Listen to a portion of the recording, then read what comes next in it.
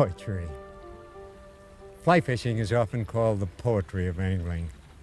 I think that fly casting is the poetry of fly fishing. In other games, people, we peak at early ages. In something like tennis or golf. Tennis at 35, it's downhill. You can rationalize that all you want, but the reflexes go, and the knees go, and the elbow goes, and the shoulder goes. In golf, maybe you'll last till you're 40 or 45. They're still nice games. But our sport is a wondrous sport. I promise you that you're going to grow as long as you live. You're going to reach new plateaus, on and on and on and on.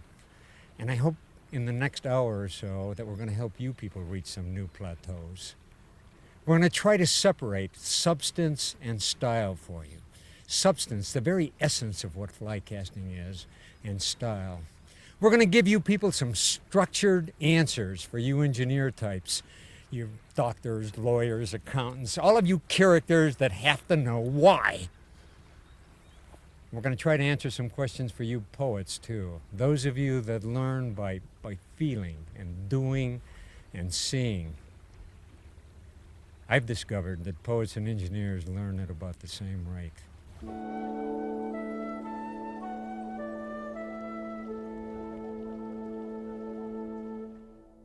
Our first lesson takes place in Belize.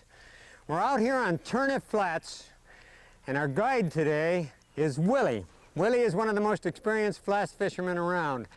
The first lesson that we're going to get into is something called loading the rod. Now, we talked about that before. We talked about, and we used the analogy of a bow and arrow. I want to tell you a little bit more about loading the rod because it is the very basis of all fly casting. It, in fact, is the essence of fly casting. You beginners, if you can understand what I'm going to do in the next 5 minutes, you'll have it. Honest. In the next 5 minutes, I'm going to give you the secret of fly casting. You people with some experience, you intermediate and experienced fly fishermen, I want you to look closely because good fly casting may be a little bit different than what you imagine it to be. First, I'd like to introduce you to Joe Schmatkapop.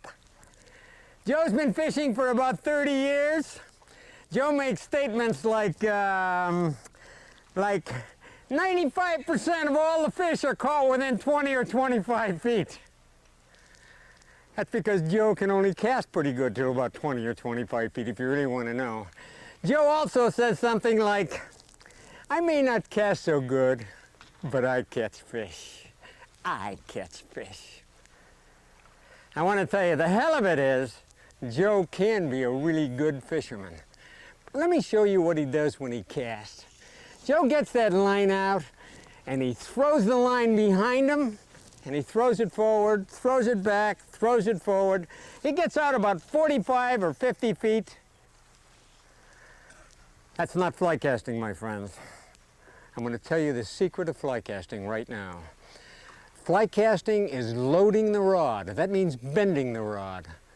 It also means unbending the rod. What we do is force this fly rod into a bend, and then we force it out of a bend. And it's different than what you imagine it to be.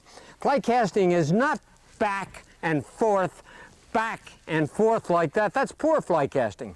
Good fly casting is this.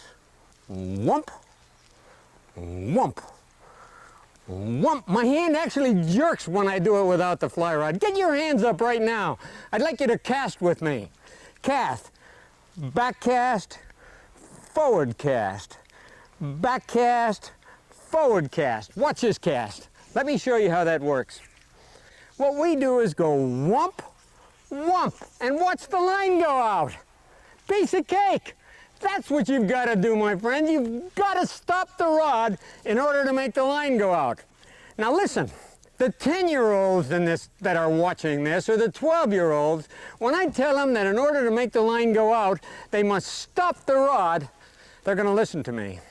You old cockers I really have to emphasize this to you. The way to get the line out is to stop the rod. And it's a funny little motion. Watch my hand now. Watch my hand carefully.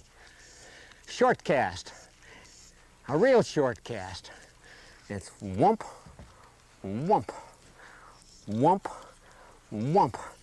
Actually, when the rod unloads, it's jerking my hand a little. Watch that. Bang, bang. On a longer cast, it's a harder stop. Bang. Pop, pop. Loading and unloading the rod, called by many, many names.